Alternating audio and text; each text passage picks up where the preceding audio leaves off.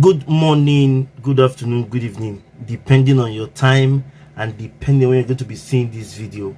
It's your brother, your boy, Cos Reps Corner. Like I always tell you guys, it's my corner, it's your corner, and it's our corner. I don't wanna fall in love, I just wanna have some fun, yeah. I don't wanna fall in love. There is a video that is trending as I'm talking to you now in social media, where former governor of Anambrastate, former Labour Party presidential candidate, H.E. Peter Gregory Obi spoke, and I could see the person close to him. I don't want to mention his name. Is somebody I know. Let me not mention his name because I served in his state. I think I was leaving the state where the following year or so he was elected as governor of the state, if I'm not mistaken. That's talking about Right Honorable Tamboa. I think he's the one that is closer to peterobi by the right hand side. Let's leave that. So this program is what they call Right Honorable Emeka Ihedioha's 60th birthday colloquium. That's how they call it. It's like a seminar. You know, all these rich men and politicians, when they want to do something, they bring something that maybe a workshop, let me use the word. And so peterobi was asked something about democracy and the politics of today. You know, peterobi has always been a fighter, a man who has always stood the gap of what is going on presently in Nigeria and how the system is, because the system seems not to be favoring anybody. So they asked him if democracy was failing or something like that, and he said yes. They even asked him to give example, and peterobi was able to analyze what he was trying to say, and the crowd was marveled. I saw it just a few minutes ago. I said, before I sleep, let me, because I have morning duties tomorrow at work, I said, before I sleep, let me share this video. I don't know when I'll be posting it, but I believe it will be tomorrow, because I have to do it now then and sleep. Okay, so I really feel you should hear what peterobi said. Let me tell you something. If you like, you tell yourself the truth.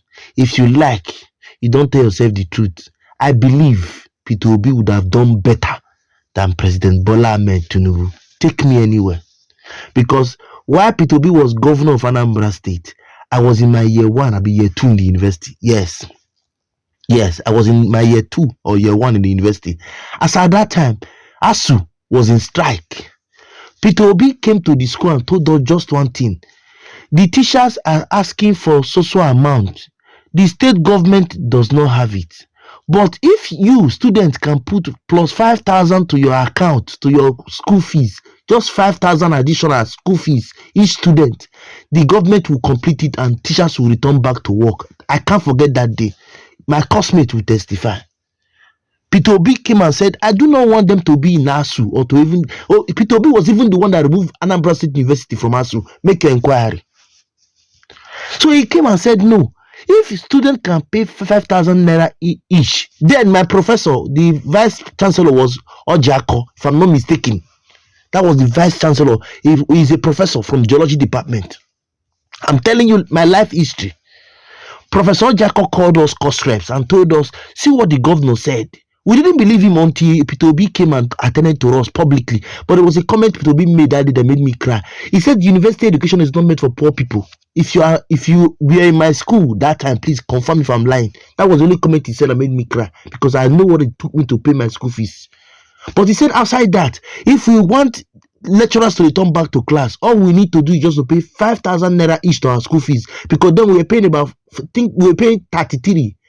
If they not took it to 38, he now came again and said we should add 5,000, which was about 40 something as at then. That was what I think it was 46. You see, we should take it to, it was 41. And that's what we take it to 46. That if we can pay 46,000 as school fees, lecturers will go back to classroom. I can't forget that day. And that was what we did. And people went back to school. I graduated without wasting extra year in school. I was already in my final year when my classmate in Uniben was in second level, 200 level. He knows. I don't want to call his name. I was already doing my NYC. He was trying to round up his seminar. That's his 4 months, I mean 6 months industrial training. I'm telling you life history because of what peterobi did. So I believe, take it or you leave it, I believe peterobi would have done better than President Bola Ahmed Tinubu. Check me, take it anywhere, take it to the bank, based on what I have seen him do in the past. That's how you judge people, by what they have done before. Even as they said Bola Ahmed Tinubu did Lagos before, people said no because it was already a hub before he entered, which was true. Peterobi took Anambra from 20-something in education and took it to number 1. You have not made your inquiry. Go and ask. Go and ask questions. Go and do your findings. Anyway, let me not drag you. Let me allow us hear what Peterobi said. I believe you will learn. For those of us who feel you is my uncle, there's no uncle in politics. I always tell people they will misuse you, abuse you, and then they'll dump you. Anyway, let's not drag it. Let me just allow us watch this video. At least we could learn from it, okay? I want to thank you for this watching my content. I want to appreciate your love and the care. For those of us who want to subscribe and follow on social media platform, please I beg you, subscribe to my channel, like, comment, and share so that we can move this minute to a permanent set, okay? To come away next time to see me on your screen, guys. I leave us with this video where Peterobi spoke in a birthday colloquium, how they call it, over the downfall or the regressive, English will not kill me, over the downfall of the democracy in the Federal Republic of Nigeria, with his following reasons, how he explained himself and what he said about the government of the present day Nigeria. Please watch this video, give me your comment, opinion, reaction in the comment section. Well, if you look at what Bishop Kuka said, he said the work in progress. Let me follow my brother when he said about 1999. If you look at where we are today, it's like they started in 1999, laid the foundation. Some people came and took it to a decking, and some people were trying to raise it to first floor, and some people came and knocked everything down. That's the situation where we are now. Everything has been knocked down. Nothing works. And I'm somebody who can say this exemplary. I became a governor through the courts when President Obasanjo and Atiku were governor. I did not pay the court one error. I was sitting in my house in the office and the court declared me winner when the governor is not children. It can happen in Nigeria today. When I was being impeached, the president sent people to come and intervene on my behalf. Ken Naman came begging have people not to impeach me. Today the president impeaches the president. So that is the same thing for us. They were taking my house not to impeach me. And they were PDP. I was in anger. And they were begging. President was calling me and said, Peter, are you okay? Even when I was impeached, President Obasanjo called me and said, are you okay? Are you safe? When I go back from the court, when court eventually declared me under Ndimba, President Yaradua called my phone in London and said, congrats. I said, President, I can't come back because if I come back, these people, he said, tell me the flight in which you're coming back. And I told him, when I came in the first time, military people came to receive me at the airport. I couldn't believe it. I took it straight to him. Now the president will ask me not to come back here again. So he's saying, let's not talk about it. Let's talk about how we are going to do it. It's the last time.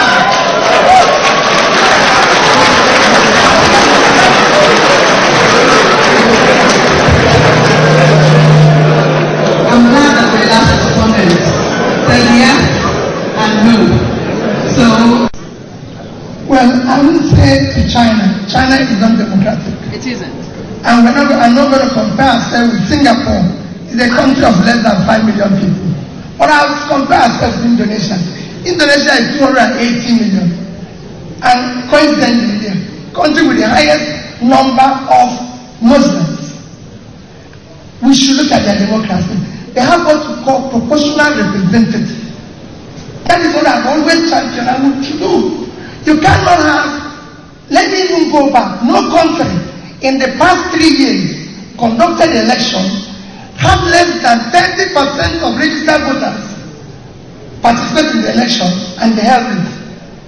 Everyone was go and check from South Africa to Mexico to Indonesia. They were not less than 50%. Nigeria was 23% of registered voters. In that 23%, Nigeria is the only country where you can be declared a winner without receiving 50% plus one of the vote. Our own was at 7%. And there's no proportional representation, which is why you can have opposition here. Because if you had that, what you said wouldn't have happened. Because the person there now has 7% of the vote, call it 40. In the Senate, would have had 44 members. PDP, with their leader, would have had about 34 members, and Labour would have had 24. In fact, we should have actually formed government. You cannot have a minority person sitting in government with everything, chasing everybody out, destroying everything. We must change it and have proportional representation so that the youth want to listen. That is how we work. And when we do that, go and see it in Indonesia.